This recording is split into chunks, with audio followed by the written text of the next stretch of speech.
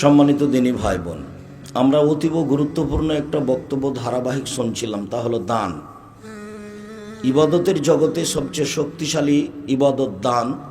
এটা আজকে খুব ভালোভাবে অবগত হচ্ছিলাম বলে আমিও শুনছিলাম ঘর থেকে।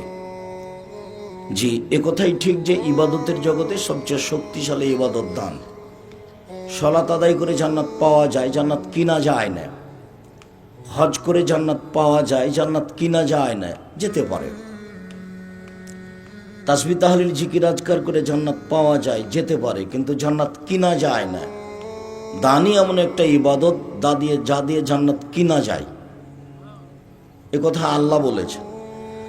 যার কারণে আমরা কোরআন হাদিসের ভিত্তিতে বুঝি ইবাদতের জগতে সবচেয়ে শক্তিশালী ইবাদত হলো দান।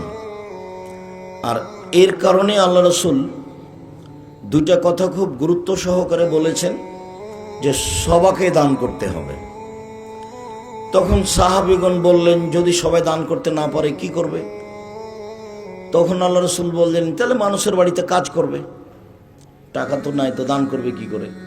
তো মানুষের বাড়িতে কাজ করে দান করবে। তো সাহাবীগণ বললেন, যদি মানুষের বাড়িতে কাজ করতে না পারে তাহলে কি করবে? তাহলে অসহায় মানুষের সহযোগিতা করবে, বুদ্ধি পরামর্শ দিবে। তো সাহাবীগণ বলছেন, এটা যদি না পারে তাহলে কি হবে? তখন আল্লাহ রসুল বলছেন, তাহলে তাসবিহ তাহলিল করবে। এক বর্ণনায় এসেছে, আর এক বর্ণনায় এসে যে নিজেকে পাপ থেকে ঠেকিয়ে রাখবে, এটাই তার সাদকা, এটাই দান। তো আমাদের দেশে ভারত, বাংলাদেশ, পাকিস্তানে টাকা আদায় করে মাদ্রাসা চলতো, যার কারণে দান যে একটা ইবাদত এ কথা মানুষ ভুলে গেছে। দিয়ে মানুষ মনে করেছে যে দান চাই তার প্রয়োজনে, দান যে আমার প্রয়োজনে চাই, এটা উল্টে গেছে।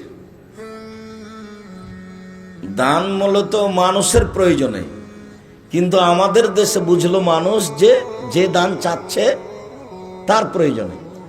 তো যে দান চাচ্ছে, এই ছেলে, ওই যে মহিলা মানুষ ঢং ঢং করে হাঁটছে, হ্যাঁ হ্যাঁ করে, তুমি দেখতে পাও না? যাও পাহারা দাও, যাও পাহারা দাও। কি করো তোমরা গ্রামের ছেলে? মেয়ে মানুষ হ্যাঁ হ্যাঁ করে হাসছে, চলে যাচ্ছে, দেখো না, আমি শুনতে পাই। পাহারা দাও, একবারে যেন পিপিলিকা পার হতে না পারে। ওখানে দাঁড়াবা, মধ্যে দাঁড়াবা, এখানে দাঁড়াবা।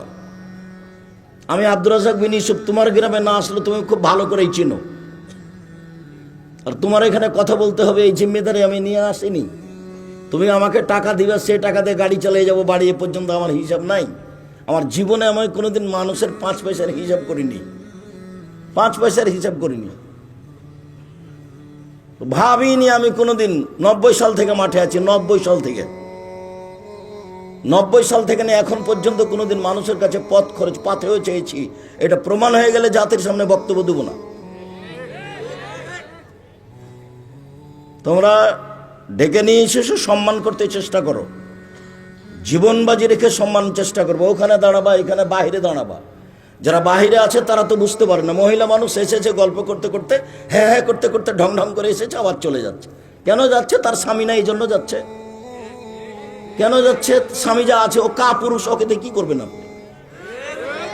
বাপ নাই সেই জন্য যাচ্ছে। তো বাপ তো আমি বলিনি, ওটার চাচা, আমি কথা বলেছি, ওর তার সৎ বাপ। সৎ বাপ যার কারণে জিম্মেদারি পালন করানো, তো যাবেই। ওর মা নাই, তার কারণে এভাবে যাচ্ছে। ওর মা তো নাই, ওর মা যেটা ও বলছে ওটা তোর মা না, ওটার খালা, ওর সৎ মা। মা তো মা হয়, যার গতি বিধি নিয়ম নীতি মা। এ তো বহুদিন বলেছি, মা হলে 4টে জিনিস লাগে। বুখারী মুসলিমের হাদিস, মা হলে 4টে জিনিস লাগে। 1, মা মেয়েকে বিদ্যা শিখাবে। 2, মা মেয়েকে শিষ্টাচার শিখাবে। বুখারী মুসলিমের হাদিস। তো হ্যাঁ করে হাসচার চলে যাচ্ছে, এটা কোন শিষ্টাচার? 3, মা হচ্ছে যে মেয়েকে সাজগোজ করে, মাথার চুল চিরুনি করে পরিপাট করে রাখবে। 4, মা হচ্ছে মেয়েকে পাহারা দিবে। আল্লাহ নবী বলছেন, বুখারী মুসলিমের হাদিস, মা হলো মেয়ের ছেলের জন্য পাহারাদার। আমি বলিনি এই কথা। তো কি পাহারা দিল, কি শিষ্টাচার শিখালো? মা হলি হবে? ওর বাপ বিবাহ দিয়েছে, স্বামীর কাছে গেছে, তাই বাচ্চা হয়েছে, তাই ও মা। মা কাকে বলে তার তো জানা নাই, ওটা ভাবেনি কোনোদিন। দিন কাটছে পশু প্রাণীর মতো, গরু ছাগলের মতো, কুকুর শ্রীগেলের মতো। ও কথা আল্লাহ বলছেন, বুঝেও বুঝে না ওরা অন্তর আছে বুঝে না, দেখেও দেখে না ওরা চক্ষু আছে দেখে না, শোনেও শোনে না ওরা কান আছে শোনে না। উলায়েকা কালা আনাম, তারা পশু প্রাণীর মতো, তারা গরু ছাগলের মতো, তারা কুকুর শ্রীগলের মতো, বালহু মাজাল, বরং তার চেয়ে খারাপ। আল্লাহ বলছে। তা আল্লাহ তো এরকম লোককেই বলছে, এরকম মা এরকম বাপকে বলছে। থাকে খায় পেশাব করে পায়খানা করে দিন কাটায়, তার নাম মানুষ। যে না, এটা পশু প্রাণীর জীবন, এটা গরু ছাগলের জীবন, এটা কুকুর শ্রীগলের জীবন। আর এদের চরিত্রকে হিসাব করতে করতে করতে আল্লাহর নবী বলছেন যে আমার উম্মত ইহুদি খ্রিস্টানদের সাথে এমন ভাবে মিশে যাবে, ইহুদি খ্রিস্টান যদি মায়ের সাথে জেনা করে থাকে তো আমার উম্মত করবে। চাল চলন কথাবার্তা পোশাক আশাক সব নোংরা হয়ে যাবে। আবার বলছেন যে ওদের গান বাজনা বাদ্যযন্ত্র খেল তামাশা নেশাদার দ্রব্যে এমন হয়ে যাবে যে সন্ধ্যায় থাকবে মানুষ আর সকালে হবে সুর বানর। কেন বলছেন আল্লাহ নবী শুকুর হয়ে যাবে বানর হয়ে যাবে? আল্লাহ নবী বলবেন যে কুকুর শ্রীগাল হয়ে যাবে, বলবেন যে সাপ ব্যাং হয়ে যাবে। তো কেন বলবেন যে বানর হয়ে যাবে আর শুকুর সোর হয়ে যাবে? কেন বলছেন? বানর হচ্ছে অনুকরণীয় প্রাণী। মুসলমান যেদিন ইহুদি খ্রিস্টানের অনুকরণ করবে, হিন্দুদের অনুকরণ করবে, সেদিন এরা সন্ধ্যায় থাকবে মানুষ আর সকালে হবে বানর। বাজনা তো বাজতো হিন্দুদের বাড়িতে, তো মুসলমানের বাড়িতে বাজে। আল্লাহ রাসূল ওই কথা বলছেন, আমার উম্মত মিশে যাবে হিন্দুদের সাথে, আমার উম্মত মূর্তি পূজা করবে, আমার উম্মতের আলেম ওলামা ধর্ম বেচা খাবে। আমি আমার জীবনে আশঙ্কা করে গেলাম তিনটি। আল্লাহ নবী বলছেন, পৃথিবীর মানুষ শুনে রেখো, আমার জীবনে বড় ভয়। আমি আশঙ্কা করে গেলাম জাতির উপরে। এক, আইম্মাতাম মুজিল্লিন, ভ্রান্ত হুজুর, হুজুর ধর্ম বেচা খাবে। দুই, সাতাবদ কাবাইল মিনুমেতাল আওসান, আমার উম্মত মূর্তি পূজা করবে, বাপের ছবি মায়ের ছবি সুন্দর করে সাজিয়ে রেখেছে।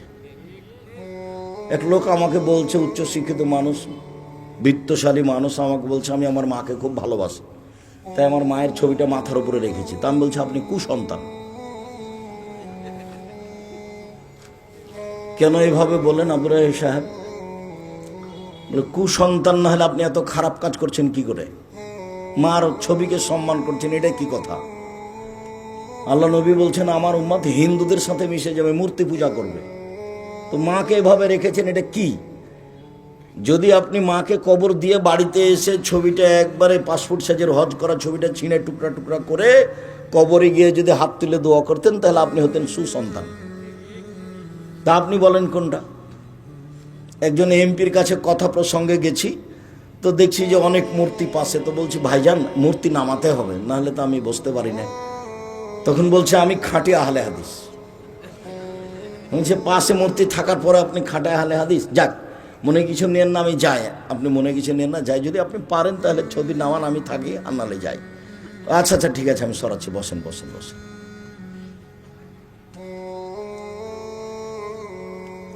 সম্মানিত দিনী ভাই বোন, আফসোস করে আল্লাহ রাসূলের কথা বলছেন।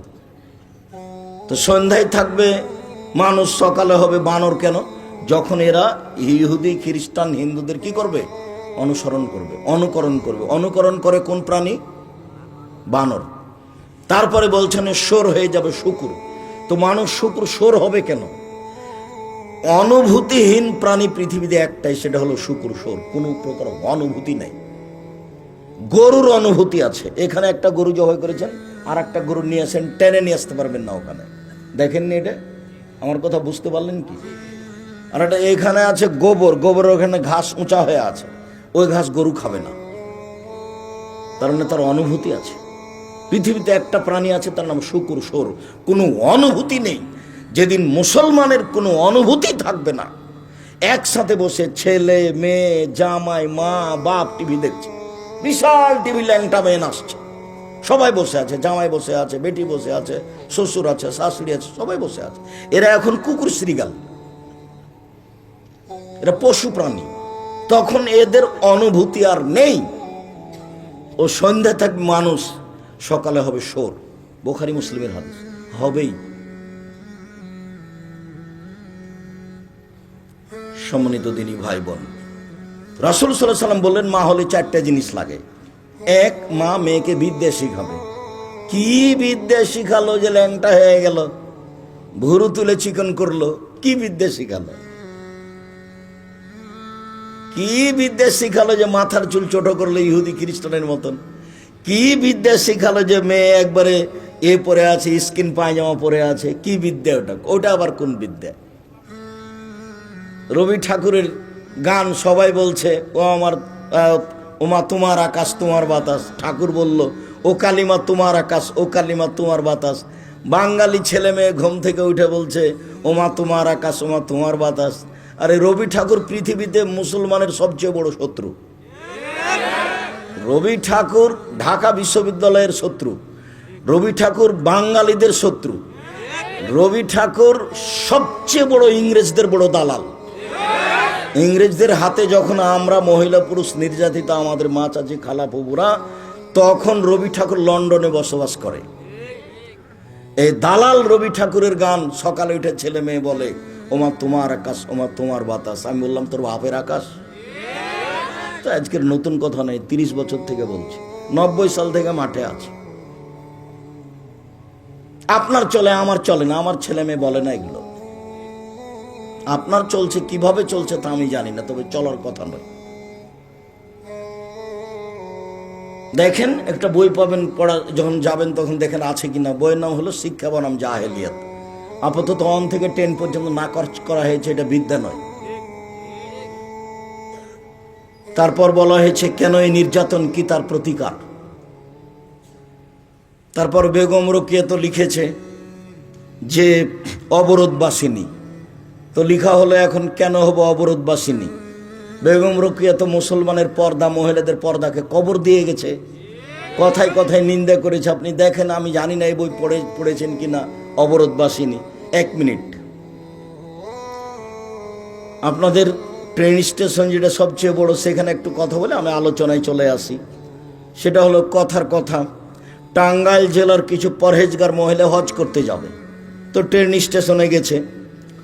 তো এখন বলছে তার শ্বশুরকে বা স্বামীকে বা দেওর ভাসুরকে যে আমরা তো বেশি পর্দা করি, তো তোমরা একটু আমাদের গায়ের উপর একটা চাদর বড় দিয়ে ঢেকে রাখো আমাদেরকে। তো ভাবে ঢেকে রেখেছে। এখন স্টেশন মাস্টার বিকালে যাচ্ছে যে দেখি প্ল্যাটফর্মে কিছু পড়ে আছে নাকি, তো দেখছে কতগুলো বস্তা, মানে ঢাকা আছে যে বস্তার মতো লাগছে। তখন পা দিয়ে লাথি মেরে দেখাচ্ছে, এগুলো কিসের বস্তা গো, এগুলো কিসের বস্তা। বেগম রোকেয়া দেখাচ্ছে মহিলাগুলোকে, কি করে দেখাচ্ছে, বস্তা লাথি মেরে দেখাচ্ছে। বেগম রোকেয়া, আপনাকে ভালো লাগে, আমাকে কোনোদিন ভালো লাগেনি, ও কবর দিয়ে গেছে আমাকে। আপনাকে কেন ভালো লাগে, আপনি পড়াশোনা জানেন না এই জন্য। তো আমি তো বলেছি 90 সাল থেকে, 1971 সাল থেকে এখন পর্যন্ত কোনো শিক্ষিত মানুষ শিক্ষামন্ত্রী হয়নি। দল দিয়ে কি করবেন আপনি? দল দিয়ে তো জাতির টাকা পয়সা লুটে খাচ্ছেন। কে কাকে চিনে না, সবাই সবকে চিনে। দেশের উন্নয়নের নাম দিয়ে কোটি কোটি টাকা লুটে খায় যারা। আব্দুল্লাহর বক্তব্য আপনারা শোনেন, এদের মধ্যে কারোর ন্যায়পরায়ণতা নেই, এরা কেউ বিশ্বস্ত মানুষ নেই। জাতির কি করবে? ওর জন্মই মিথ্যার উপরে, ওর জন্মই প্রতারণার। জাতির কি করবে ও? আর এই তো নির্বাচন পদ্ধতি তো খ্রিস্টান আব্রাহাম লিঙ্কনের পদ্ধতি। এটা হলো ইলেকশন, এটাতে মুচিও নেতা হবে, চোরও নেতা হবে। উমর রাদিয়াল্লাহু তাআলা যেটা বললেন সেটা হলো সিলেকশন, জ্ঞানী গুণী বসে এক জায়গাতে নেতা নির্বাচন হবে। তো ইলেকশন দিয়ে আপনি একটা ন্যায়পরায়ণ নেতা বের করবেন, তার নাম হলো উমর, এটা হলো সিলেকশন দিয়ে হতে পারে, মানে পদ্ধতি উল্টা। ঠাকুর বললো ওমর তোমার আকাশ তোমার, আরে ঠাকুর বলছে ও কালিমা তোমার আকাশ, ও কালিমা তোমার বাতাস।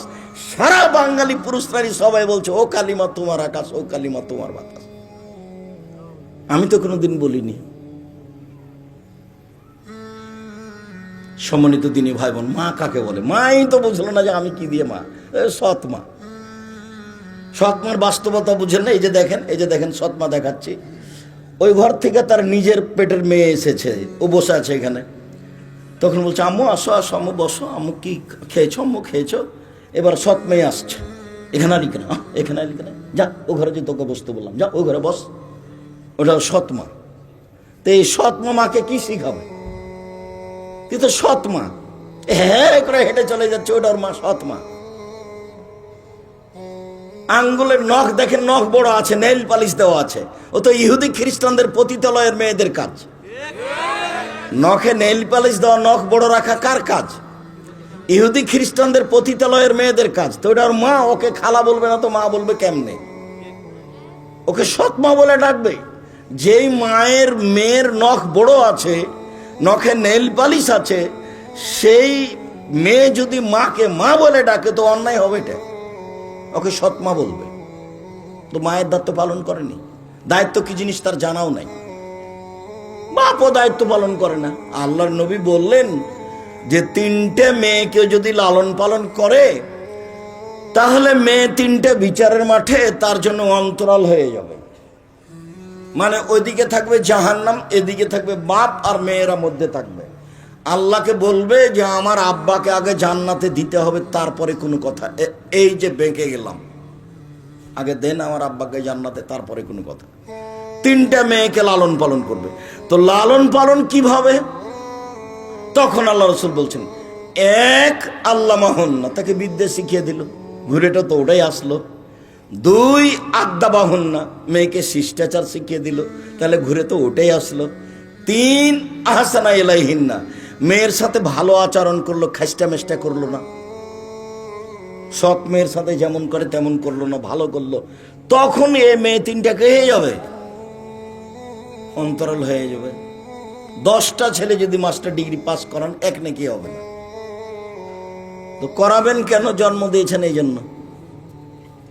জিম্মেদারি পালন করবেন, জন্মের সাথে সাথে তাহানিক করবেন, 7 দিনে দিনে আকিকা দিবেন, দিতেই হবে ভিক্ষা করে হলেও। এ তো কুরবানি নয় যে দিলে ভালো, না দিলেও হলো। ভিক্ষা করে হলো আকিকা দিতে হবে, 7 দিনের দিনই দিতে হবে। 14 দিনে চলে না, 21 দিনে চলে না, জীবনে একদিন চলে না। হুজুরে বলেছে, বলুক হুজুরে, আমি বলিনি কোনোদিন। 7 দিনের দিনই দিতে হবে। কানা হোক, ন্যাংরা হোক, খোড়া হোক, যেটাই হোক না কেন, ছাগল ছাগি, ভেড়া ভেড়ি, দুম্বা দুমি, বাপের জিম্মেদারি। খাতনা দিতে হবে, কোনো অনুষ্ঠান নেই। আকিকার আপনি অনুষ্ঠান খাওয়াতে পারেন মানুষজনকে, নিজে খাবেন। আকিকার গোস্ত বাপ মাই খাবে, আকিকার গোস্ত বাপ মাই খাবে, দাদা দাদি খাবে।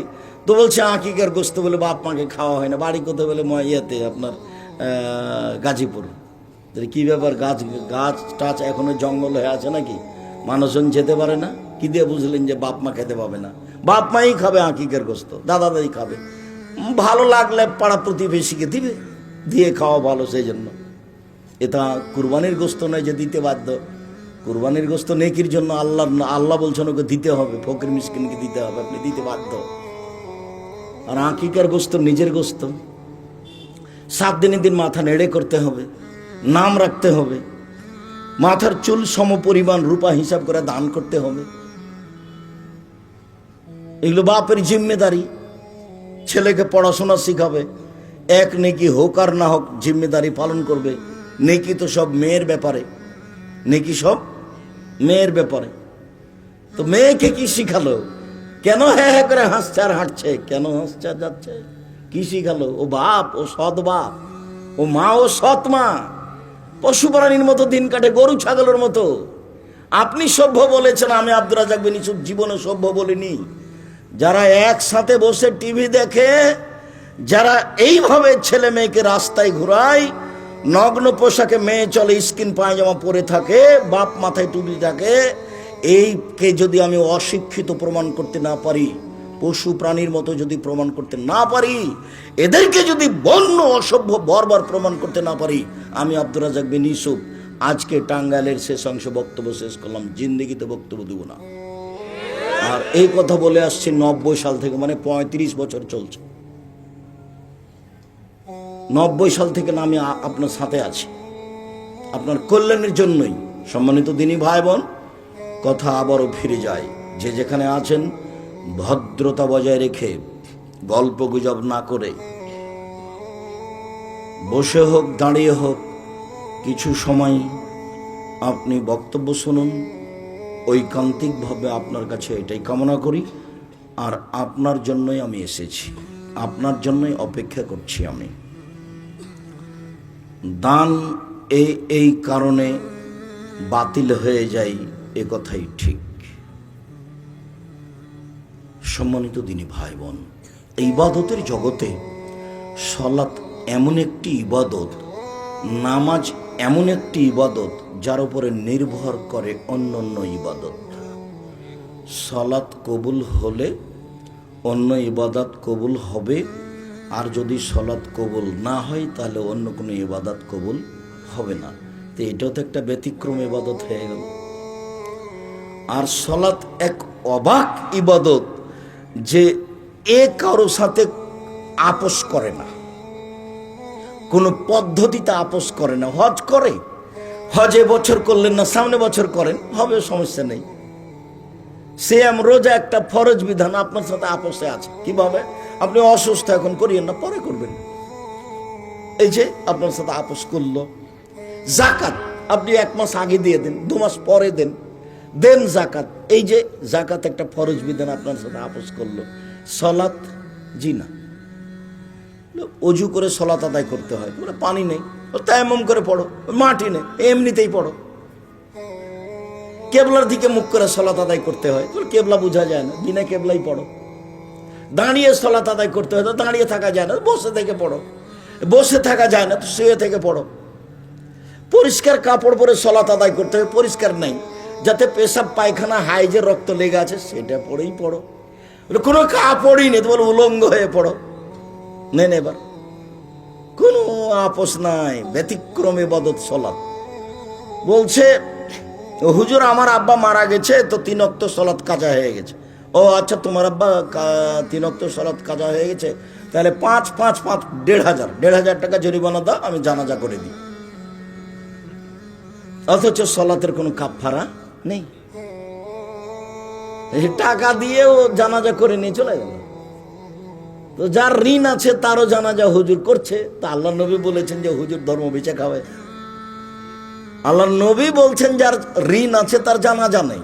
ও তো তার বোকামি মাথায় চেপেছে, ব্যাংকে লোন নিয়ে ব্যবসা শুরু করেছে। আমি তো লোন নিয়ে ব্যবসা করতে বলিনি। আমি যে পরামর্শ দিয়েছি 35 বছর থেকে, সেটা হলো চকলেট, লোনই লাগবে না। তারপরে কলা, তারপরে কাপড়, মোটামুটি একটা ভালো পর্যায়ে যেতে 30 বছর সময় লাগবে। তো আপনি এখন ব্যাংক থেকে টাকা উঠে কলকাতায় হিরোইন কিনলেন, ঢাকায় বিক্রি করলেন, এই ব্যবসার কথা তো আমি কোনোদিন বলিনি। 47 না 97 কোটি, 97,000 কোটি টাকা জনৈক ব্যক্তি, যে ব্যক্তি নৌকায় ধরা পড়লো,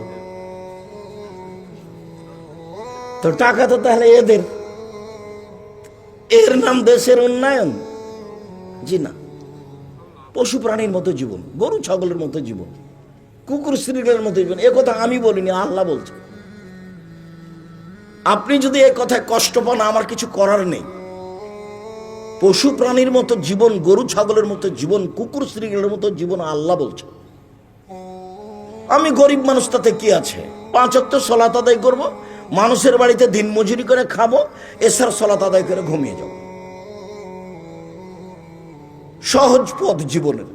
1 5 ওয়াক্ত সালাত, 2 হালাল রুজি, 3 একটু কোরআন তেলাওয়াত প্রত্যেক দিন, 4 আড্ডা না পিটা। 2 জন যেখানে বসে আছে সেখানে বসবো না। আড্ডা পিটা চিরদিনের জন্য হারাম। আপনি 5 ওয়াক্ত সালাত আদায় করেন, এসার সালাত আদায় করে গিয়ে দোকানে বসে মাথায় টুপি দিয়ে বসে আছেন, আর ল্যাংটা মেয়ে নাচছে, আর আপনি তাকিয়ে আছেন, তখন আপনি ভালো মানুষ?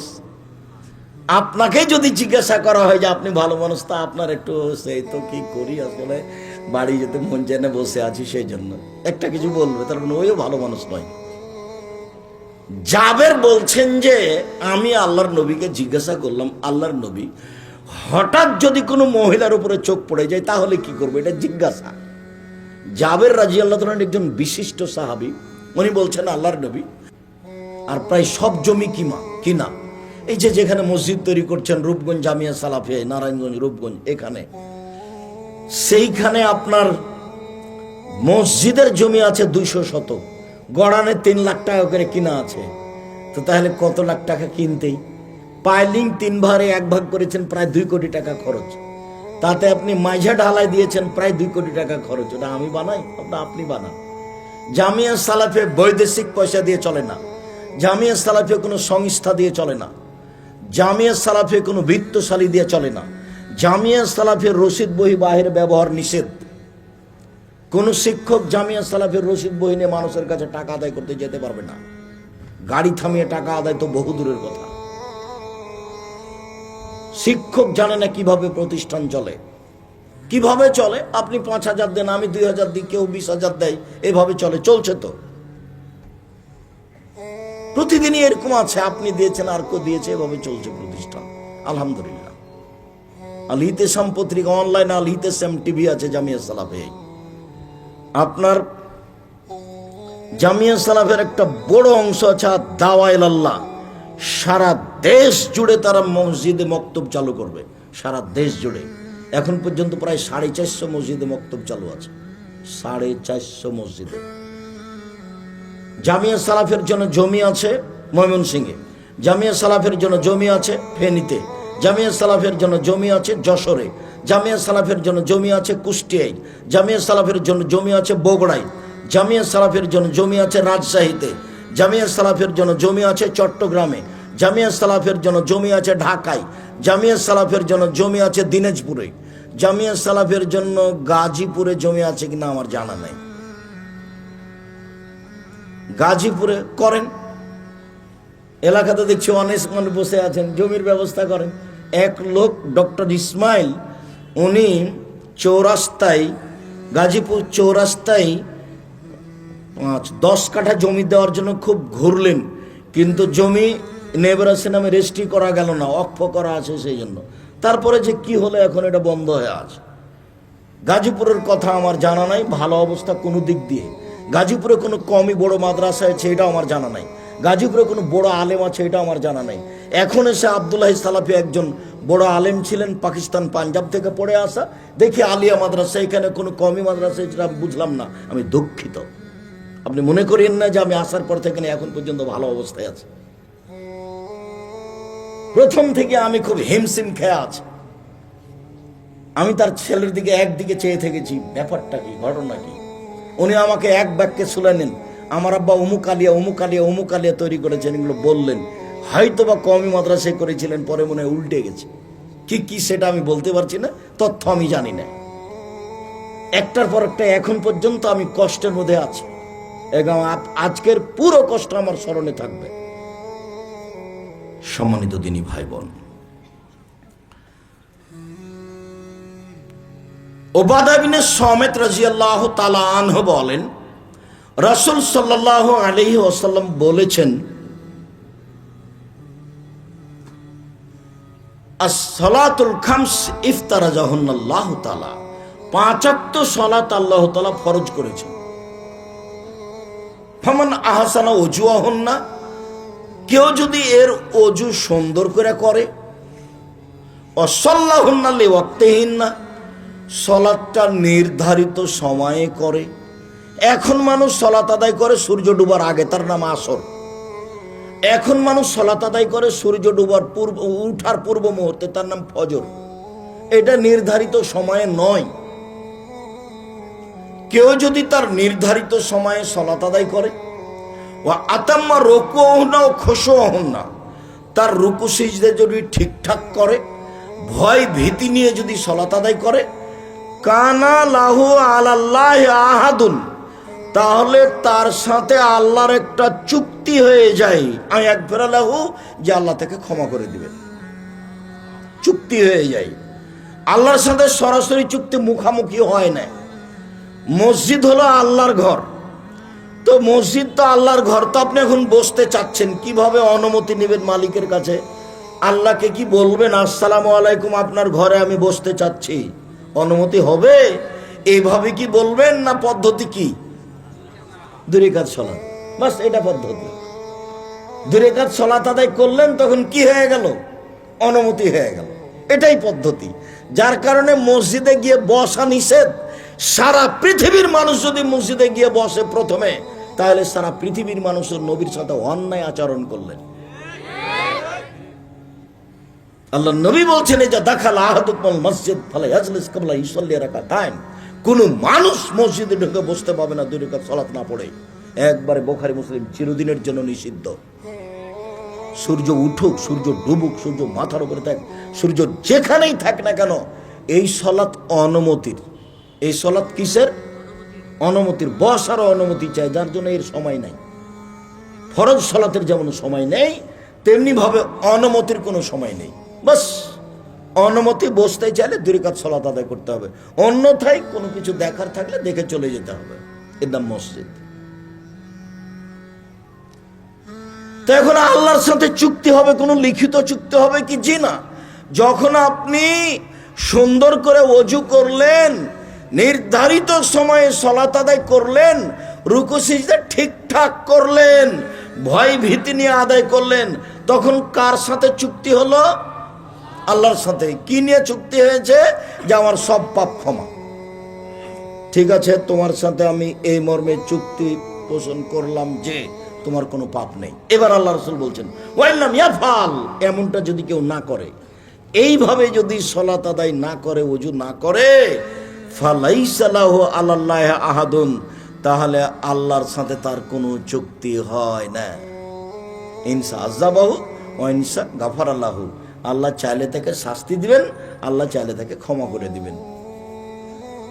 সলাত, সলাত ব্যতিক্রম ইবাদত। একটু রাসূল সাল্লাল্লাহু আলাইহি সাল্লাম একদা বললেন, আচ্ছা সাহাবীগণ শোনো, আমি কি তোমাদের একটা আমলের কথা বলে দিব না, যাতে পাপ মিটে যাবে, মান বেড়ে যাবে, যাতে পাপ মিটে যাবে, মান বেড়ে যাবে। সাহাবীগণ বলেন, হ্যাঁ বলেন, কি সেটা? পাপ মিটে যাবে, মান বেড়ে যাবে। তখন আল্লাহ রাসূল বললেন, শোনো, ইসবাগুল ওযু, সুন্দর করে ওযু করলে পাপ মিটে যাবে, মান বেড়ে যাবে। 2, ইন্তেজারুস সালাত বাদা সালাত, সলাতের পরে সলাতের অপেক্ষা করলে, জোহর পড়েছি আসর পড়বো, তাহলে পাপ মিটে যাবে, মান বেড়ে যাবে। 3, কাসরাতুল খোতা, পায়ে হেঁটে, একটু বেশি হেঁটে মসজিদে যেতে হবে, তাহলে পাপ মিটে যাবে, মান বেড়ে যাবে। আপাতত এটা মনে রাখেন এ পর্যন্ত। 1, সুন্দর ওযু। 2, পায়ে হেঁটে মসজিদে যাওয়া। 3, সলাতের পরে সলাতের অপেক্ষা করা, পাপ মিটে যাবে, মান বেড়ে যাবে। একদা আল্লাহ তাআলা আমাদের নবীকে বলছেন, মোহাম্মদ হাল তাদরি ফিমা ইয়াখতাসিমুল মালাউলা আলা, মোহাম্মদ আপনি বলতে পারেন ওপরে কি নিয়ে হইচই হচ্ছে? আল্লাহ আমাদের নবীকে মোহাম্মদ বলে ডাকতেন, জিবরাইল আমাদের নবীকে মোহাম্মদ বলে ডাকতেন, আর সাহাবীগণ আমাদের নবীকে বলতেন, আল্লাহর নবী বলেছেন, আল্লাহ নবী দিয়েছেন, আল্লাহ নবী করেছেন, আল্লাহ নবী খেয়েছেন, আল্লাহ নবী বলেছেন, আল্লাহ নবী শোনেন, আল্লাহ রাসূল শোনেন, এইভাবে সাহাবীগণ বলতেন। আর ভারত, বাংলাদেশ, পাকিস্তানের আলেম ওলামা জনগণ বলছে, হুজুরে পাক সাল্লাল্লাহু আলাইহি সাল্লাম বলেছেন। এনারা কি বলছেন? হুজুরে পাক সাল্লাল্লাহু আলাইহি সাল্লাম বলেছেন। এবারে সম্পূর্ণ উল্টে আছে। ধর্ম সৌদি আরবে উৎপত্তি হয়েছে, জন্ম নিয়েছে মুহাম্মদ সাল্লাল্লাহু আলাইহি ওয়াসাল্লামের পক্ষ থেকে। এটা তারপরে ইরাক গেছে, উল্টে গেছে। ইরাক থেকে আবার ইরানে গেছে, ওখানে কিছু উল্টে গেছে। ইরান থেকে তরিকাপন্থীরা নিয়ে এসেছে ভারতে ইসলাম। মোগলেরা সবাই ছিলেন তরিকাপন্থী, সবাই ছিল ফার্সি ভাষার মানুষ। ফার্সি ভাষায় দেশ চালাতে হবে, অফিস আদালত ফার্সি ভাষায় চলবে, খাতা কলম ফার্সি ভাষায় চলবে, সবকে ফার্সি ভাষায় ধর্ম শিখতে জানতে বাধ্য করা হয়েছে। তো আস্তে আস্তে ধর্ম উল্টে গেছে। তারপরে যখন ওরা চলে গেল, তখন ইংরেজ থাকলো, তখন হলো এক শ্রেণীর মানুষ, ওদের দালাল। সবাই যে কষ্ট ভোগ করছিল তা ছিল না। যেমন ঠাকুর দালাল ছিল, এরকম বহু মানুষ তাদের কি ছিল? দালাল ছিল। 190 বছর। কতদিন? 190 বছর, প্রায় 200 বছর। তখনও ইসলাম ঠিক মতো সমাজে আসেনি। এরা যখন চলে গেল, যারা ছিল তারা আবার শিয়াপন্থী, মিস্টার জিন্নাহ শিয়া, মিস্টার লিয়াকত আলী শিয়া, নবাব সিরাজউদ্দৌলা শিয়া। তো শিয়াপন্থী, এদের কাছে সঠিক পথ পাওয়া গেল না।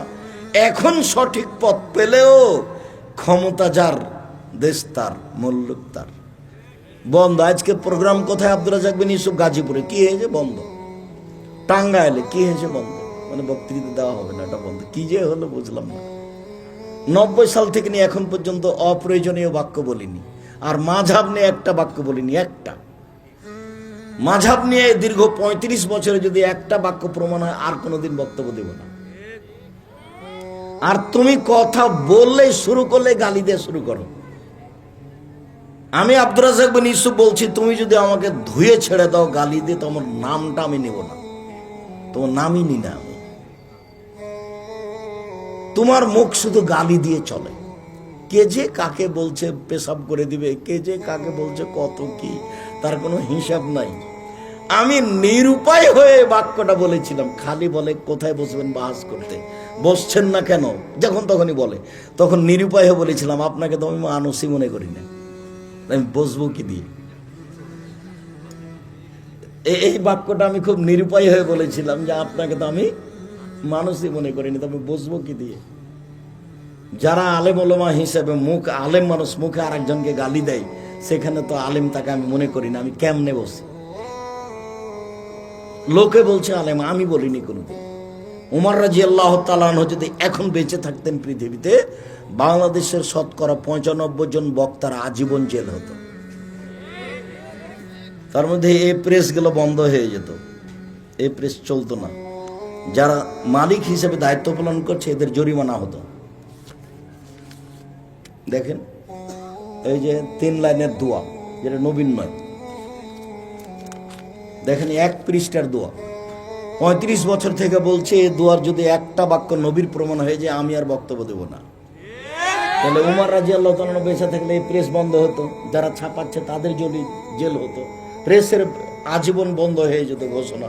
উমর তো উমারই, উমার মানে 15-20 নয়, 15-20 উমার মানে 20 তো 20 নয়, এর নাম উমার। পশু প্রাণী ভয় পেত জঙ্গলে, তার নাম উমার।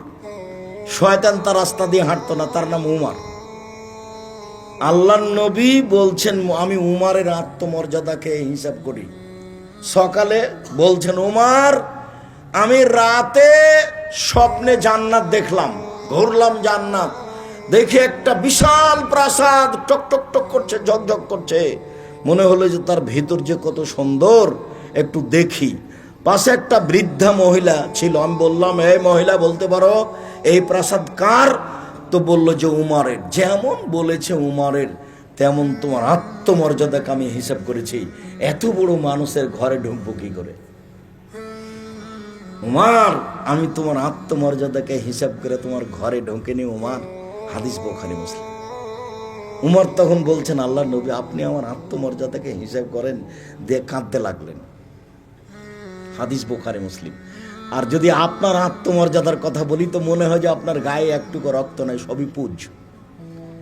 আপনার স্ত্রী রিক্সাওয়ালার সাথে ধাক্কা খেলে আপনাকে কোনো কিছু লাগে না, ভ্যানিটি ব্যাগ হাতে নিয়ে আপনার স্ত্রী চলে যায় গাজীপুর বাজার করতে, আপনাকে একটুকু খারাপ লাগে না।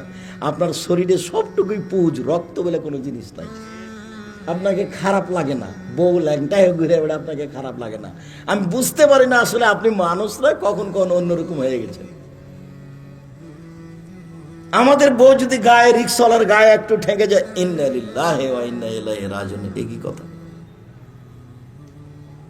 আপনাকে একটু খারাপ লাগে না কেন? আপনার স্ত্রী চেয়ারম্যান মেম্বারে দাঁড়ালো, সব লোককে খালি বলে ভাইয়া আসেন চা খেয়ে যান, ভাইয়া আসেন যা। আপনার স্ত্রী যে সবাকি ডাকে,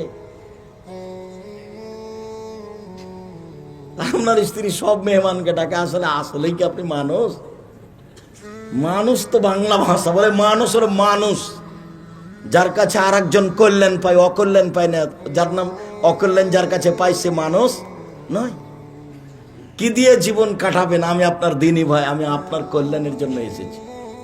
আপনি বিবেচনা করেন, সহজ জীবনে ফিরে আসেন। টাকা পয়সা ইনকাম করতে হবে, এ কথাই ঠিক। গাজীপুর বাড়ি, 1 শতক জমির দাম অনেক, 50 শতক বিক্রি করে, 1 বিঘা বিক্রি করে বিশাল ব্যবসায়ী হব। এই পথে আপনি টাকা ইনকাম করেন, নিজের টাকা দিয়ে ব্যবসা করেন। আল্লাহ এটাকে পছন্দ করেছেন। আর বলবেন কোটি টাকার মালিক হব, কোটি কোটি টাকার মালিক হব অসহায় মানুষের পাশে দাঁড়ানোর জন্য, সরকারকে উঠানোর জন্য, নামানোর জন্য নয়। পয়সা এই জন্য উপার্জন করবেন। আর যদি ওইটা না পারেন সহজ পথ, 5 ওয়াক্ত সালাত, হালাল রুজি, কোরআন তেলাওয়াত, আড্ডা না পিটা, জান্নাত সহজ। এগুলো ঝামেলা বাদ দেন, মুখখান কন্ট্রোল রাখেন, মুখ দিয়ে কাউকে কষ্ট দিবেন না, দলীয় দাপট দেখাবেন না 1 মিনিটের জন্য। দলীয় ক্ষমতা, কাউকে অপমান করে, কাউকে জেল হাজতে দিয়ে, কাউকে গালি দিয়ে, কারো নিন্দা করে, জমি দখল করে ক্ষমতা দেখাবেন না। আপনাদের নেত্রীর মাত্র 45 মিনিট বয়স। কত মিনিট? 45 মিনিট। দলীয় দাপট দেখাবেন না। ফেরাউন ডুবে গেছে 1500 বছর পরেও, ফেরাউন ডুবে গেছে 1500 বছর পরেও সহজভাবে বসবাস করেন। নিজেকে মনে করেন আমি মাটির মানুষ।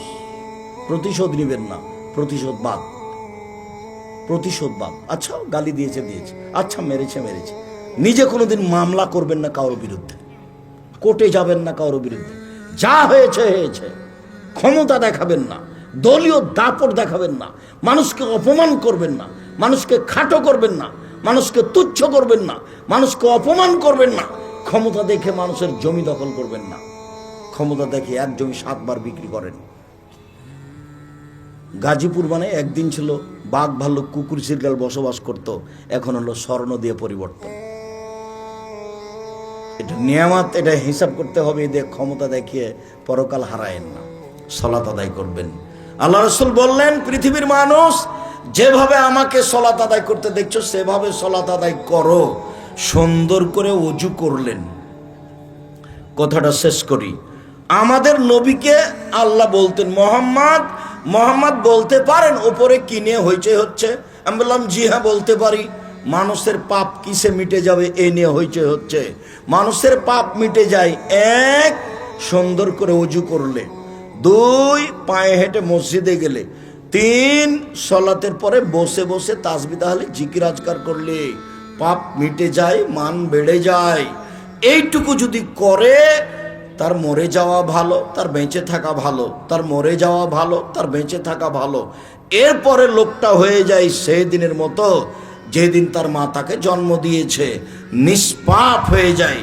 যদি মানুষ সুন্দর করে ওযু করে, পায়ে হেঁটে মসজিদে যায়, সলাতের পরে বসে বসে তাসবিহ তাহলিল জিকির আজকার করে, তাহলে লোকটা হয়ে যায় সেই দিনের মতো যেদিন তার মা তাকে জন্ম দিয়েছে, নিষ্পাপ হয়ে যায়। আল্লাহু আকবার বলার পূর্বে সুন্দর করে ওযু করে নেন। এই ছেলে বসো, প্রয়োজন দেখাবে না কয়েক মিনিট। দয়া করে কোনো কাজ আমাকে দেখাবেন না। কয়েক মিনিট আমি আপনার জন্য এসেছি। নিজের হিসাব নিজের কাছে রাখবেন। অজু করার পূর্বে পেশাব পায়খানার কাজ থাকলে সেরে আসেন, না হলে অজু সালাত হবে না। পেশাব পায়খানা শেষে পানি দিয়ে পবিত্রতা অর্জন করবেন, তারপরে হাত মাটিতে মেজে নেবেন। আগে ঢেল টিস্যু পেপার পরে পানি, এটা মিথ্যা। পানি নাই তখন ঢেল টিস্যু পেপার, এটা ঠিক আছে। ঢেল টিস্যু পেপার নিয়ে 40 কদম হাঁটতে হবে, এটা নোংরামি। পায়ের ওপরে পা উঠাতে হবে, খক খক করে কাশতে হবে, এটা বেহায় ধর্ম, এরকম নয়। 40 কদম কেন? যখনই আপনি বুঝেছেন 40 কদম হাঁটতে হবে, এরকম করতে হবে, তখন আপনার পিছনে শয়তান লেগেছে। 40 ঘন্টা পরে যদি আপনি টিস্যু ফেলেন, তবু আপনার মনে হবে পেশাব আসলো মনে হয়, এই পেশাব আসলো মনে হয়। আপনাকে একবারে বোকা বানিয়ে ছাড়বে, আর আপনাকে পবিত্র হতে দেবে না। ওটা শয়তান করছে, আপনি ওটা বুঝতে পারছেন না। ওকে আপনাকে বোকা বানানোই তার কাজ। ও সব সময় জিদে আছে, আদমের ছেলে মেয়েকে আমি জাহান্নামে নিয়ে যাব। কিভাবে নিয়ে যাবো সেটা আমার কৌশল। এই জিদে দিন কাটাচ্ছে, আপনি তো তার জিদ বুঝতে পারছেন না। এটাও আল্লাহর কাছ থেকে চেয়ে নিয়েছে, কিয়ামত পর্যন্ত বেঁচে থাকবো আর আদমের ছেলে মেয়েকে জাহান্নামে নিয়ে যাব, আমি এই জিম্মেদারি নিয়েছি। ও কন্ট্রাক্ট নিয়েছে। এটা ও হলো খোলা শত্রু। এই জন্য আল্লাহ নবী বলছেন ও হলো খোলা শত্রু। যে কোনো মূল্যে আপনার দেহে যতক্ষণ পর্যন্ত শ্বাস আছে, ও আপনাকে ভুল পথে নিয়ে যাবে। তো আপনি রাসূলের পদ্ধতিতে আসেন, বাস পেশাব পায়খানার পরে পানি দিয়ে পবিত্র অর্জন করেন, হাতটা মাটিতে মেজে নেন, অজু করেন। অজু শেষে একটু হাতে ছিটা পানি নিয়ে লজ্জা স্থান সামনাসামনি ছিটিয়ে দেন। আলহামদুলিল্লাহ। এখন যদি আপনার পেশাব আসে বলে মনে হয়, তাহলে আপনি বলবেন, এই শয়তান, পেশাবে আমার কাপড় ভিজে যাক রে, আমি আর অজু করব না। সর এখান থেকে সর, আমার কাপড় ভিজে যাক পেশাবে, তবু আর অজু করব না। তোকে আমি পাগল, আমাকে বানাবে এই সুযোগ দেব না। শয়তান আপনাকে করাচ্ছে। অজু শেষে বলবেন, আশহাদু আল্লা ইলাহা ইল্লাল্লাহু ওয়াহদাহু লা শারীকা লাহু ওয়া আশহাদু আন্না মুহাম্মাদান আবদুহু ওয়া রাসূলুহু। তাহলে জান্নাতের সব দরজা খোলা। বিশাল ব্যাপার, বুখারী মুসলিমের হাদিস।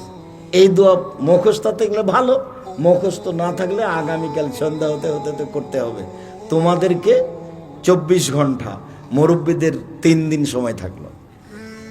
আর সাইদুল ইস্তেগফারের জন্য মুরব্বীদের সময় দেওয়া আছে 7 দিন, আর তোমাদের 24 ঘন্টা। সাইদুল ইস্তেগফার, ক্ষমা চাওয়ার সর্দার।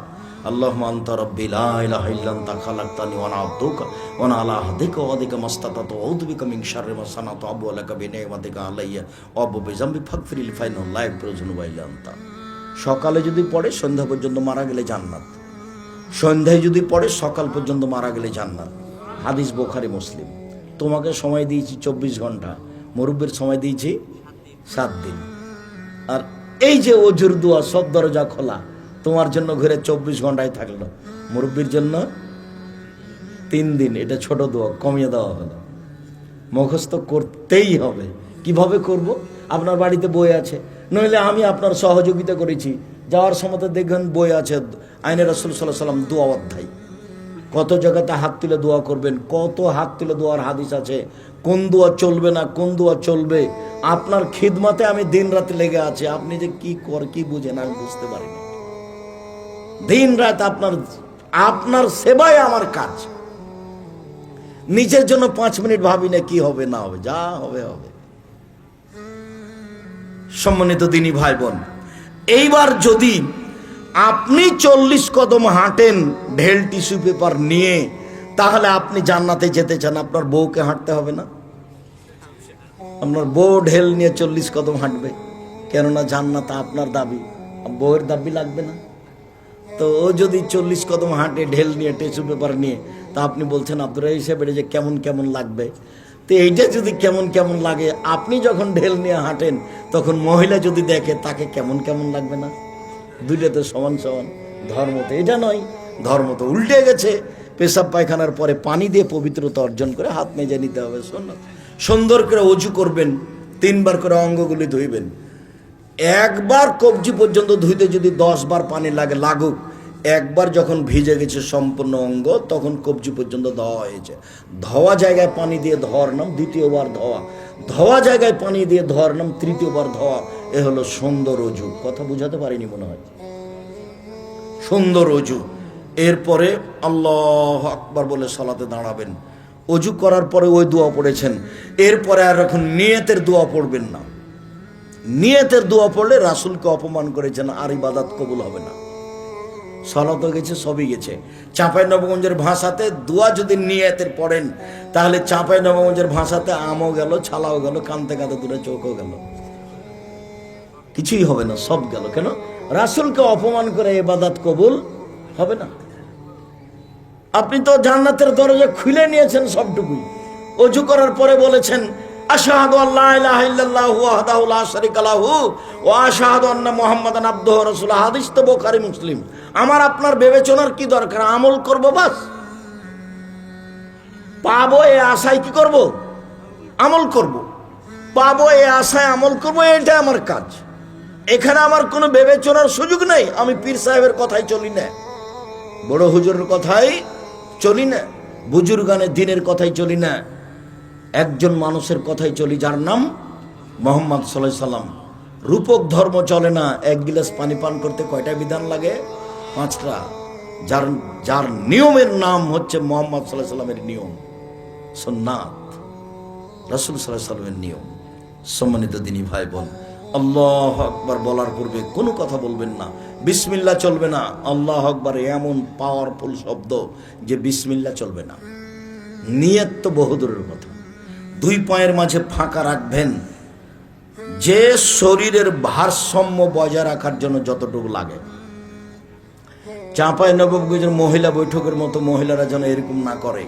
মহিলা বৈঠকে মহিলারা বলে, বুবু যখন নামাজে দাঁড়াবা বুবু, তখন দুই পায়ের গোড়ালিকে জমা রাখিও বুবু।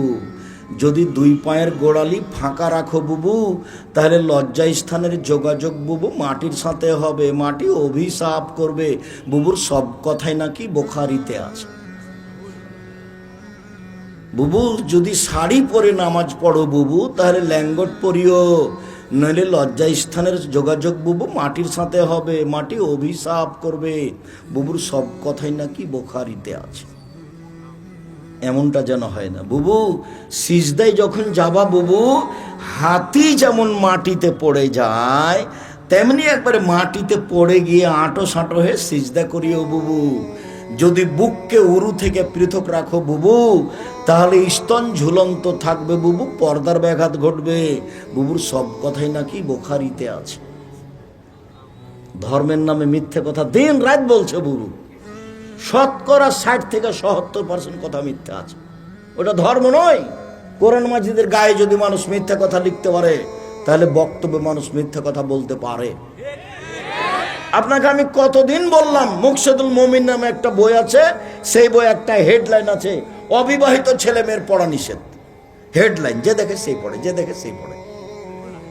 অবাক কথা কি আছে, তা আমিও পড়ে দেখেছি। তখন লেখা আছে যে ভরা পেটে স্ত্রী মিলন হলে ছেলে ভ্যাংচা হয়, সফরের পূর্বে স্ত্রী মিলন হলে ছেলে টেরা হয়, চন্দ্র সূর্য গ্রহণের সময় স্ত্রী মিলন হলে ছেলে কানা হয়। অবাক কথা, সবটুকুই মিথ্যা কথা, একবারে হেডলাইন থেকে শুরু থেকে শেষ পর্যন্ত একটা কথাও সত্য নয়। শুধু কেন সত্য নয়, কোরআন মাজিদের সরাসরি বিরোধী। কোরআন মাজিদে আল্লাহ বলছেন, নিসাউকুম হারসুল লাকুম ফাতু হারসাকুম আন্না শিতুম। তোমাদের স্ত্রী তোমাদের জমি, তোমাদের স্ত্রী তোমাদের ক্ষেত।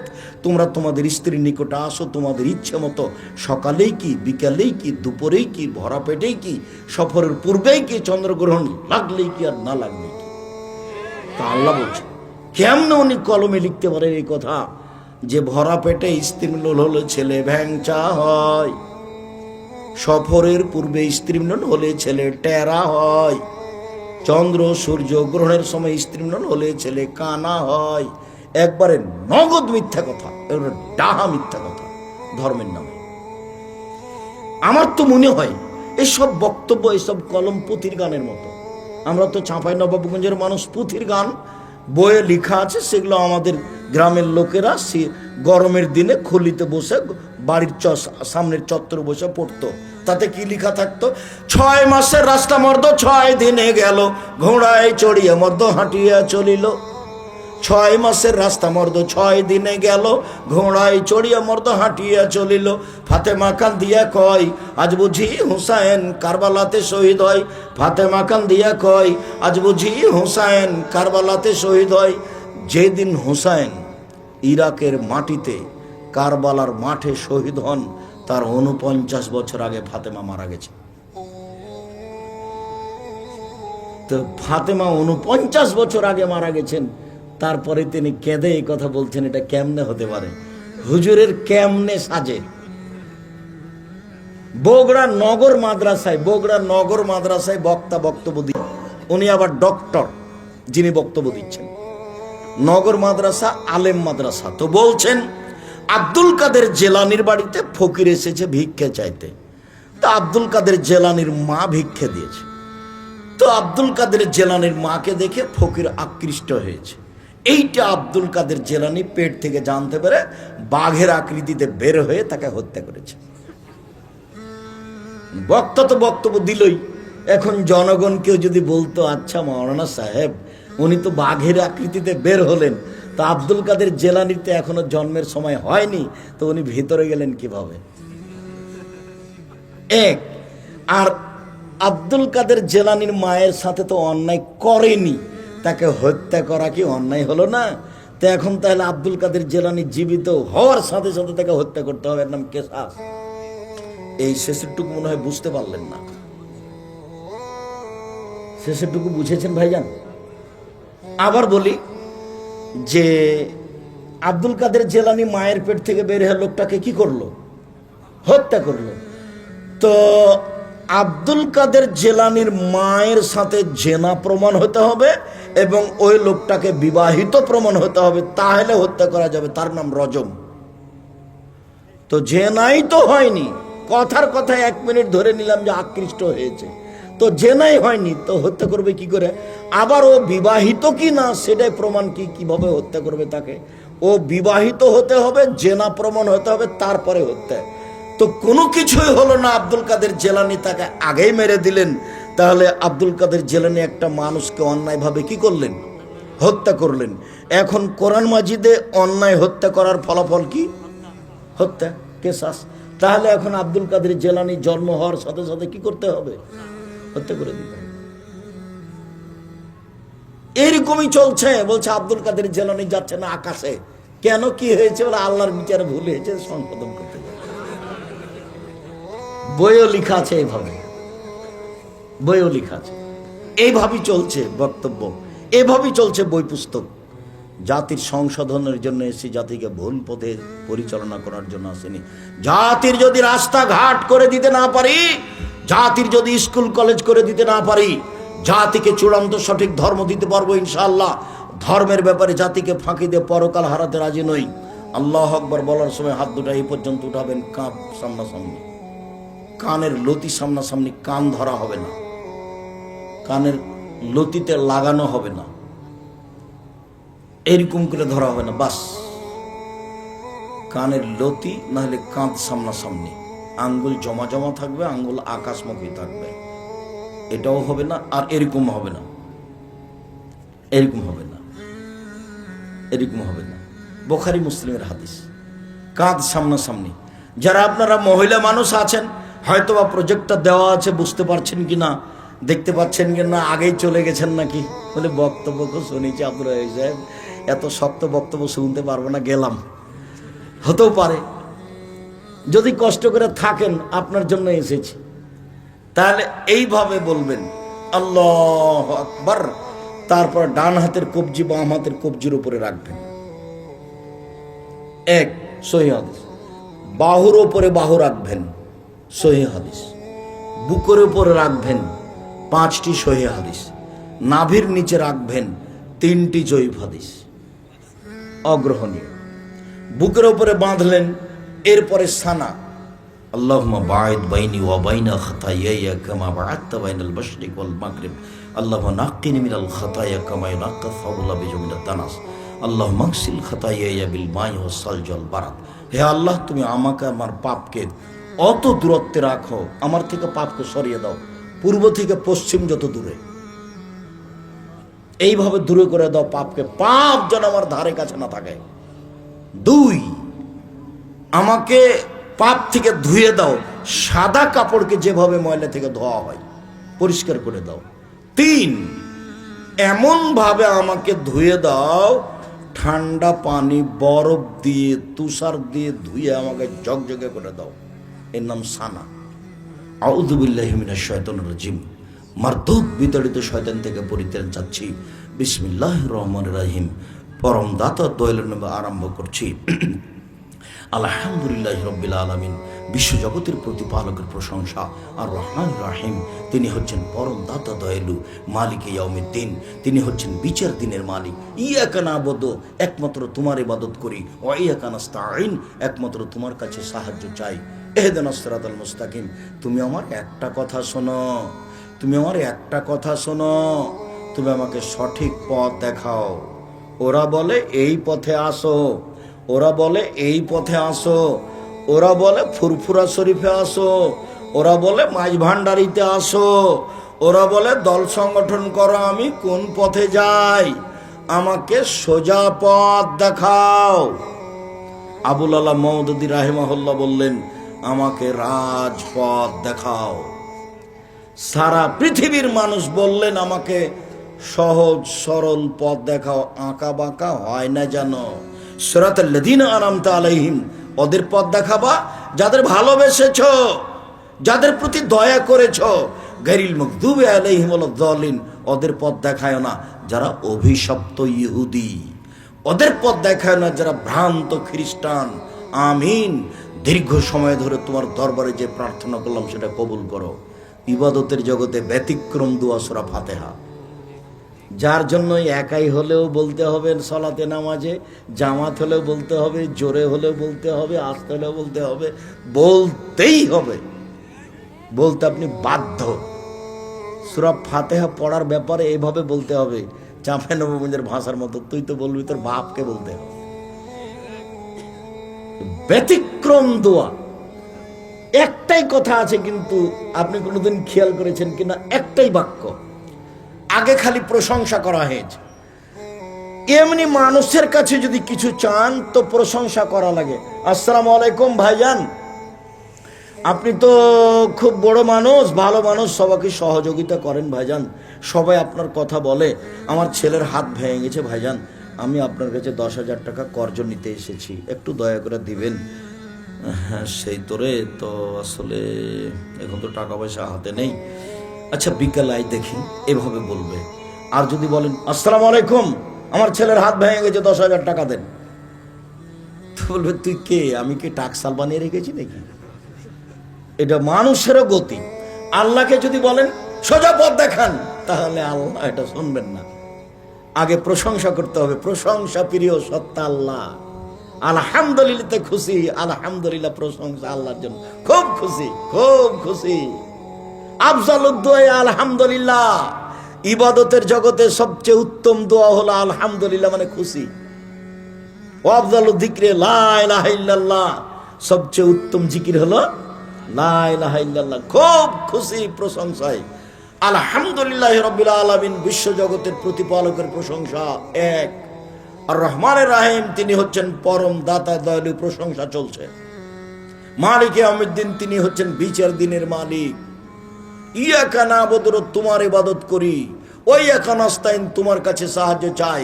এখনো মূল কথা বলা হয়নি। এক, প্রশংসা তোমার। দুই, বিচারের দিনের মালিক তুমি। তিন, পরম দাতা দয়ালু তুমি।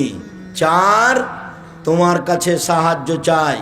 পাঁচ, একমাত্র তোমারই ইবাদত করি। এখন কথা আসলো, আমাকে আমার একটা কথা শোনো, আমাকে সরল পথ দেখাও। এই এই এটাই বাক্য। এখন আবার বলছে, ওদের পথ দেখাবা যাদের ভালোবেসেছো, ওদের পথ দেখাবা না যারা অভিশপ্ত, যারা ভ্রান্ত। কথা শেষ। বুঝা যায়নি মনে হয়? একটাই বাক্য আছে সূরা ফাতিহায়, সেটা হলো কি, আমাকে সরল পথ দেখান, সোজা পথ দেখান। এটাই বাক্য। এতক্ষণ যাবৎ প্রশংসা করে এটাই বলা হয়েছে। তারপরে যে কোনো সূরা, বিসমিল্লাহির রহমানির রহিম, পরম দাতা দয়ালুর নামে আরম্ভ করছি। কুল হুয়াল্লাহু আহাদ, হে নবী আপনি বলুন আল্লাহ একক, আল্লাহ সামাদ, তিনি নিরপেক্ষ মুখহীন। লাম ইয়ালিদ, তিনি কাউকে জন্ম দেননি। ওয়ালাম ইউলাদ, তিনি কারো থেকে জন্ম নেননি। ওয়ালাম ইয়াকুল্লাহু কুফুয়ান আহাদ, তার সমকক্ষ কেউ নেই। আল্লাহু আকবার। হাত ওই পর্যন্ত উঠাবেন, ওইভাবেই কানের লতি, কাঁধ সামনাপান্নি, ওইভাবেই আগে যেভাবে ছিল এ পর্যন্ত উঠিয়ে এবার চলেন রুকুতে। রুকুতে যাওয়ার পূর্বে আপনার সাথে আমার জরুরি কয়েকটা কথা। তার প্রথম কথা হচ্ছে, মাথা উঁচুও হবে না, নিচুও হবে না, একবার সোজা হয়ে থাকবে রডের মতো। এরকম হবে না, এরকমও হবে না। আর পিঠটা একবারে সোজা হয়ে থাকবে, পিঠের উপরে একটা গিলাস রাখলে যেন থেকে যায়, এরকম পিঠটা সোজা হয়ে থাকবে। তারপরে হাতের আঙ্গুল খুলে খুলে রাখবেন। হাতটা এভাবে বাঁকা হবে না, রডের মতো সোজা হয়ে থাকবে। হাতটা এভাবে বাঁকা হবে না, পিঠটা যেন মধ্যখানে এরকম উঁচু না হয়। আপনি আপনার মেয়েকে কালকে সালাত আদায় করতে বলেন, আপনার সামনে একটু দেখেন, আল্লাহ নবী বাস্তব সালাত প্রশিক্ষণ দিতেন। আপনি পড়তে বলেন, দেখবেন আপনার মেয়ে সালাতে রুকুতে গেছে তো এমনি হাত দিয়ে আছে, পিঠখানকে উঁচু করে এভাবে এমনিতে হাত দিয়ে আছে। কোমর থেকে সামনের ওজন হাতের উপরে থাকতে হবে, হাত দিয়ে হাঁটুকে চেপে ধরে থাকতে হবে। সুবহান রব্বিল আযীম যতবার ইচ্ছে, একবার হোক 50 বার হোক। বারের হাদিস একটাও ঠিক নয়, 3-এর ঠিক নয়, 5-এর ঠিক নয়, 10-এর ঠিক নয়, যে যা পারে। অথবা বলুন সুবহান কুদ্দুসুন রব্বুল মালাইকাতুর রূহ, অথবা বলেন সুবহানাকা আল্লাহুম্মা রাব্বানা ওয়া বিহামদিকা আল্লাহুম্মা ইগফিরলি, তোমার প্রশংসা সহকারে তোমার পবিত্রতা বর্ণনা করি, আমাকে ক্ষমা করো। যতবার পড়েন। তারপরে চলেন সামি আল্লাহু লিমান হামিদা, ওই পর্যন্ত উঠাবেন। প্রথমে যা ছিল একই নিয়ম, হাত উঠে ওই পর্যন্ত, এবার ছেড়ে দেন। সবকে স্ব স্থানে যেতে হবে, হাড় দিকে একবারে সোজা হয়ে দাঁড়িয়ে থাকেন, রুকুতে যেতে পাবেন না। রুকুতে চলে গেলেই আর সালাত হবে না।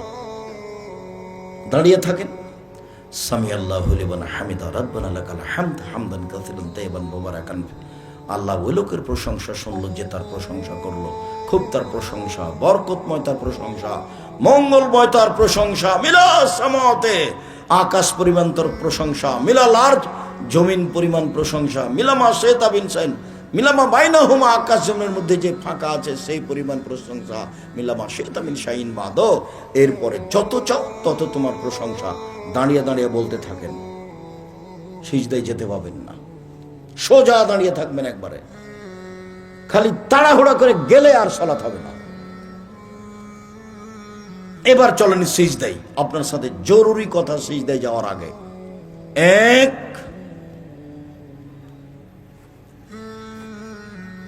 মাথার চুল যেন খোপা বাঁধা না থাকে, মহিলাদের থাকলে বেনি গাঁথা থাকবে। আপনার যেন হাত জড়ানো না থাকে জামার, পায়জামার।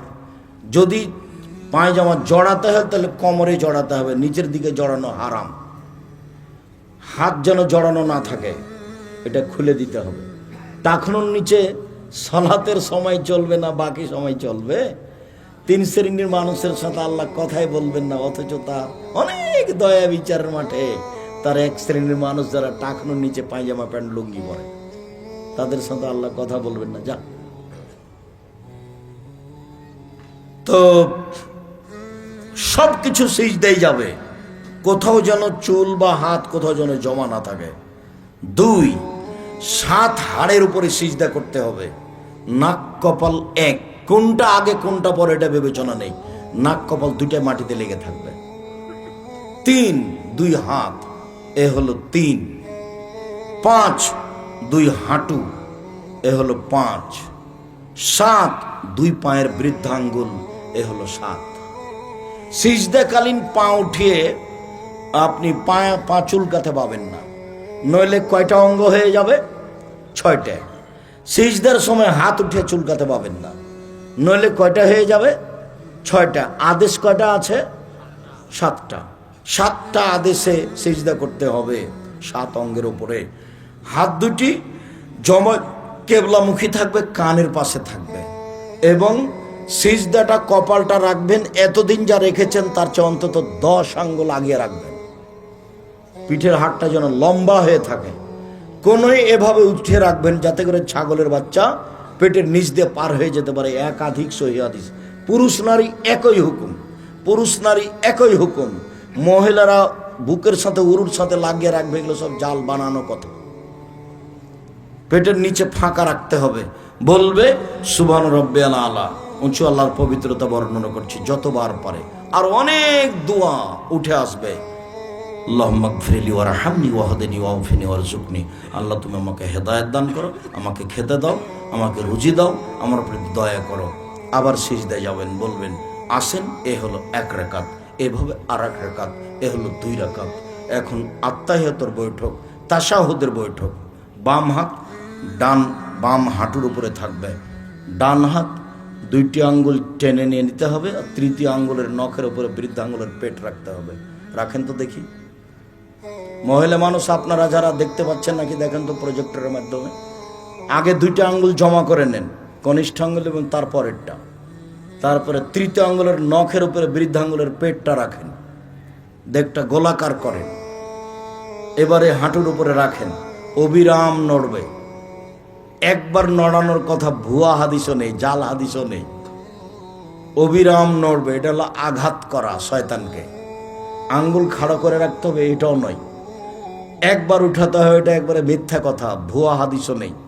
অবিরাম নড়বে আত্তাহিয়াতুর বৈঠক শেষ হওয়া পর্যন্ত। সালামের যদি বৈঠক হয় তাহলে এবার এতক্ষণ বসেছিলাম বাম পায়ের পাতার উপরে, বোঝা যায়নি, আর ডান পা খাড়ো হয়েছিল, আঙ্গুল কেবলামুখী ছিল।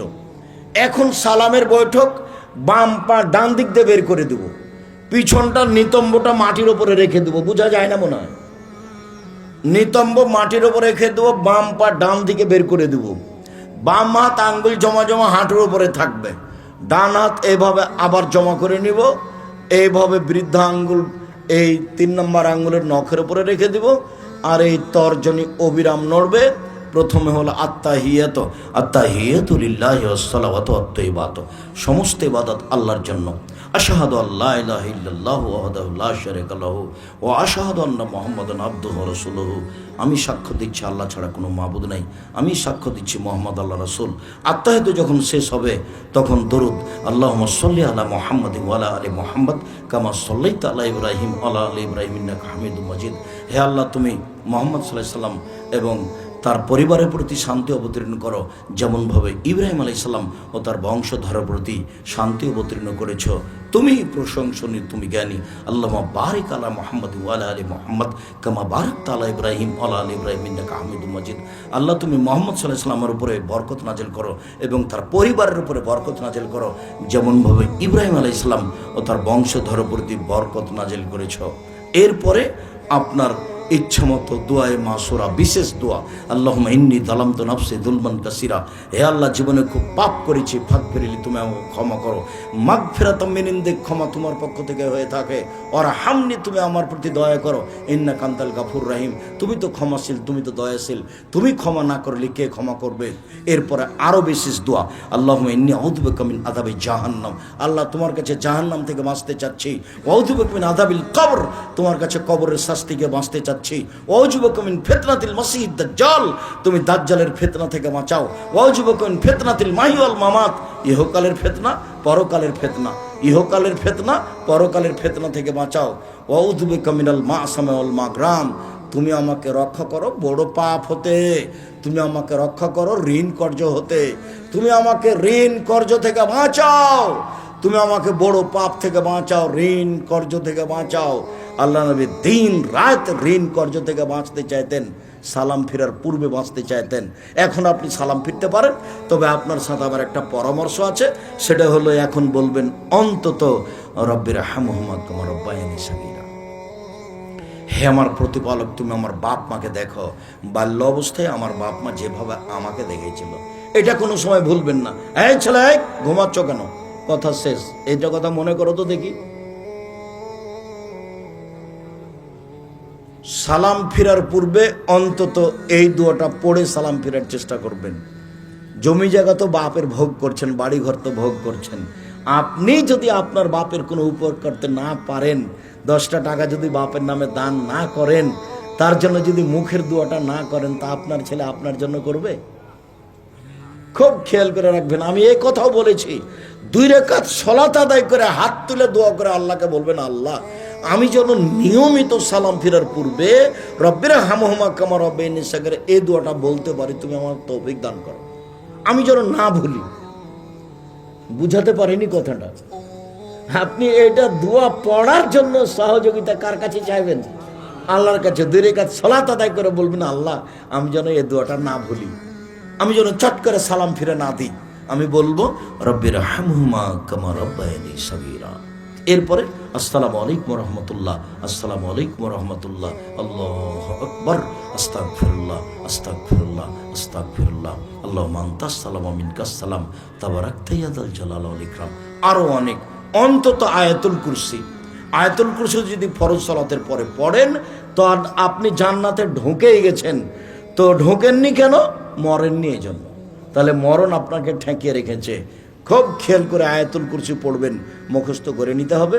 সুবহানাল্লাহ, আলহামদুলিল্লাহ, লা ইলাহা ইল্লাল্লাহ 33 33 34, লা ইলাহা ইল্লাল্লাহু ওয়াহদাহু লা শারীকা লাহু ওয়া আশহাদু আন্না মুহাম্মাদান আবদুহু ওয়া রাসূলুহু। সূরা ইখলাস, সূরা ফালাক, সূরা নাস ফজরের পরে 3 বার আর মাগরিবের পরে 3 বার। বাকি 3 টাইমে একবার, ইখলাস, ফালাক, নাস একবার, আর 2 টাইমে 3 বার করে। বুঝাতে পারিনি কথা? ইখলাস 3 বার, ফালাক 3 বার, নাস 3 বার, ফজরের সালাতের পরে আর মাগরিবের সালাতের পরে, আর বাকি 3 টাইমে একবার করে। শুকরিয়া, জাযাকুমুল্লাহ খায়র। অবশ্যই 13-14 ফেব্রুয়ারি সম্মেলনে যাবেন, ছেলে মেয়েকে পাঠাবেন জামিয়া সালাফিয়ায়, মেয়েদের পাঠাবেন জামিয়া সালাফে, থাকা খাওয়ার ব্যবস্থা। ও বই পুস্তক আছে, ও এসেছে কি? জি, আব্দুল্লাহর লিখা মিন্নাতুল বারি আছে, ব্যতিক্রম বোখারির ব্যাখ্যা। আপনাদের জন্য ন্যায় আসা হয়েছে, টাঙ্গাইল, গাজীপুরের লোক